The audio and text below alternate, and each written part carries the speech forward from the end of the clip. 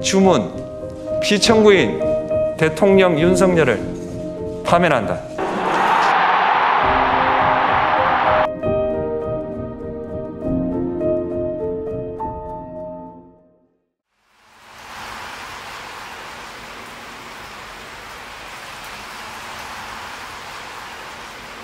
대한민국 민주주의의 위대함은 헌법이라고 하는 그 자체에 있는 게 아니라, 제도에 있는 게 아니라 그 제도를 가지고 사는 우리 국민 스스로의 위대함이죠. 억압을 하면 포기하고 좌절하고 굴복하는 게 아니라 결국 그걸 이겨내요. 역사에서 그렇게 보여졌던 거죠. 정말 진정한 의미의 민주적 국가를 훼손하려는 그들의 시도에 대해서 끊임없이 저항해 왔어요. 이번에도 저항한 거죠. 강력한 무력을 동반한 현실적 권력을 끌어내렸지 않습니까? 저는 우리 국민들의 이 위대함이 대한민국의 위대함의 원천이라고 생각해요. 아마도 세계사에 남을 일이 될 겁니다. 그런데 겨울이 너무 길고 깊었어요. 근데 그 길고 깊은 겨울을 결국은 우리 국민들이 깨고 나오는 중이잖아요. 아마 겨울이 깊었던 것처럼 봄은 더 따뜻하겠죠. 네. 따뜻한 봄날을 한번 꼭 만들었으면 좋겠습니다. 영원할 것 같던 그 겨울도 가고 이제 봄이 옵니다. 더 아름답고 더 따스한 봄을 우리의 두 손을 함께 잡고 함께 만들어 갑시다. 희망의 대한민국 바로 우리의 손으로 확실하게 만들어 갑시다. 여러분 고맙습니다.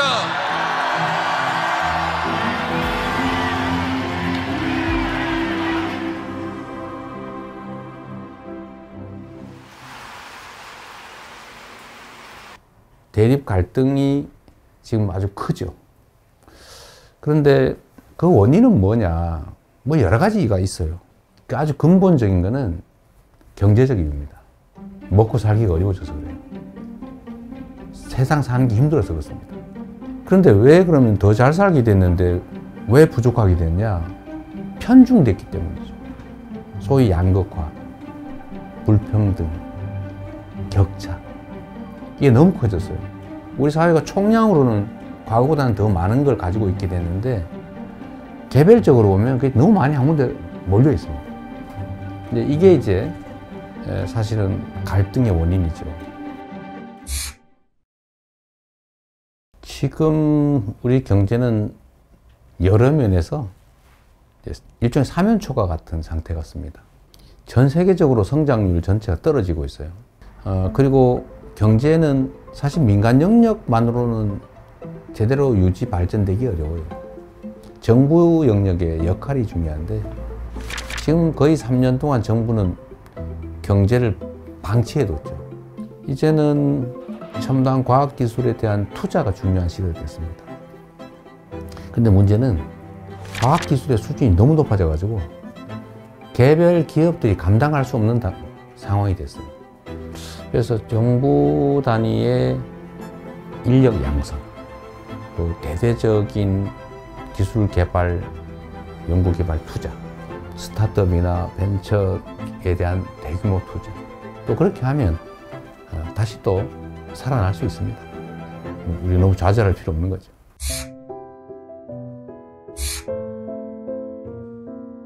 먹고 사는 문제가 가장 중요하다. 이거는 사실은 매우 기능적이고 물질적인 거예요. 고통스럽게 살지 않게 해줘야 한다. 잘 산다라고 하는 건 좀 달라요. 잘사니즘이라고 하면 좀 더 가치지향적이고 좀 정신적이고 고통 없는 삶을 넘어선 더 행복한 삶을 살 수 있는 세상을 만들자. 그런 거라고 봐주시면 되겠어요. 민생 살리는데 색깔이 무슨 의미입니까?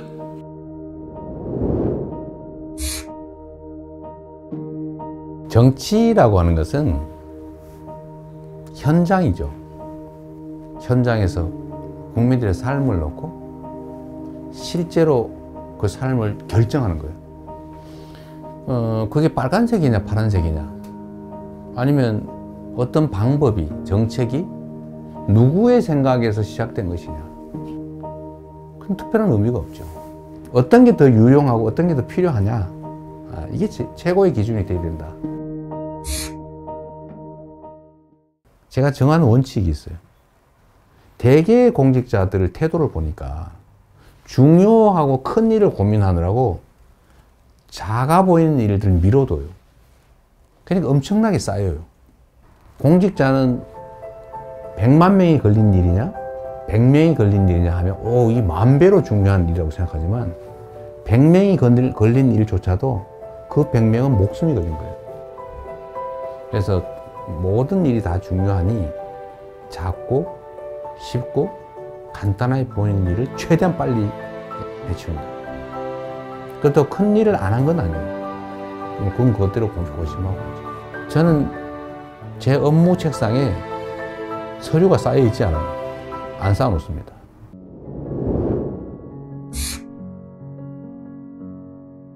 재난이나 아니면 사회적 위기 때 피해를 입는 것은 힘겹고 못 살고 어려운 사람 순이에요. 사실 그 사회의 문화의 수준이랄까, 그 사회에 대한 평가는 약자들에 대해서 얼마나 많이 관심 갖고 지원하느냐에 달려 있어요. 생명 안전을 유지해야 그 다음 단계, 더 나은 삶, 행복한 삶을 꿈꿀 수 있어요. 그래서 국민의 생명과 안전을 지키는 것은 정부가, 국가가 해야 될 가장 중요한 일입니다. 뭐든지 문제를 생각해 보면 우리가 조금 더 신경을 썼더라면 막을 수 있었던 사고로 보여져요. 누가 얼마나 체계적으로 신속하게 대응하느냐에 따라서 피해는 매우 적을 수도 있어요.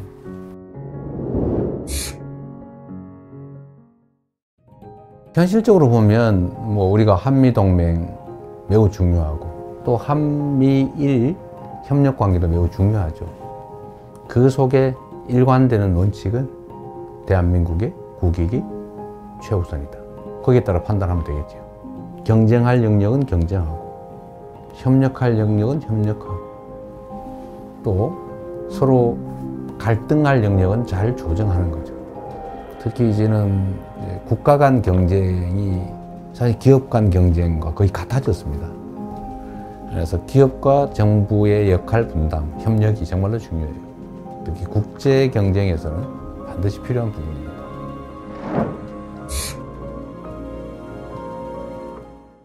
김구 선생이 정말 우리가 먹고 사는 것조차 해결하지 못하는 그 시대에 우리가 꿈꾸는 나라는 문화가 강한 나라다. 문화 강국 얘기를 하셨어요. 정말 저는 우리의 역량을 통찰한 정말 해안이었다.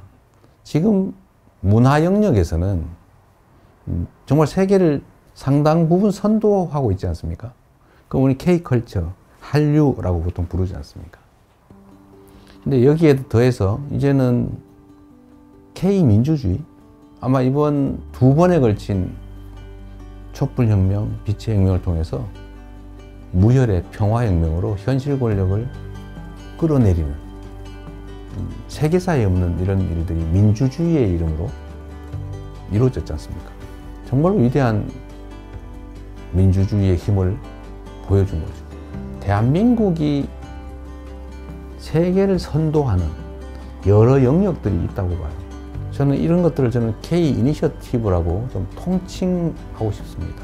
우리가 비록 규모는 적지만 소프트 파워 측면에서는 세계를 여러 영역에서 선도할 수 있겠다는 생각이 들어요. 그런 나라 한번 꼭 만들어 보고 싶어요.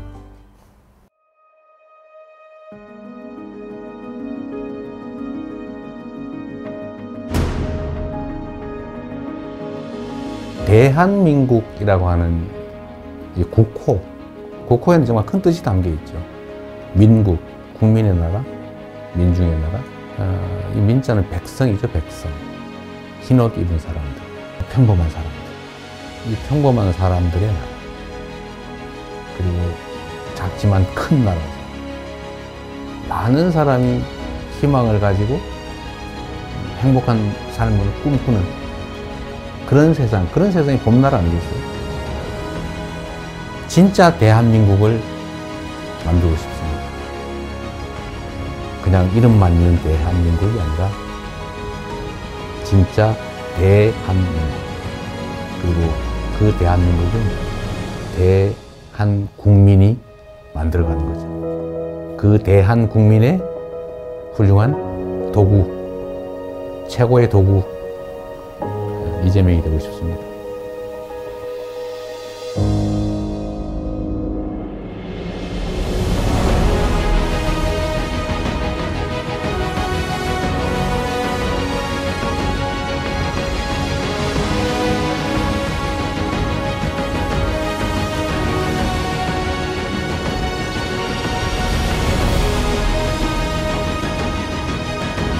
민주공화국 대한민국을 함께 만들어 갑시다. 여러분 고맙습니다.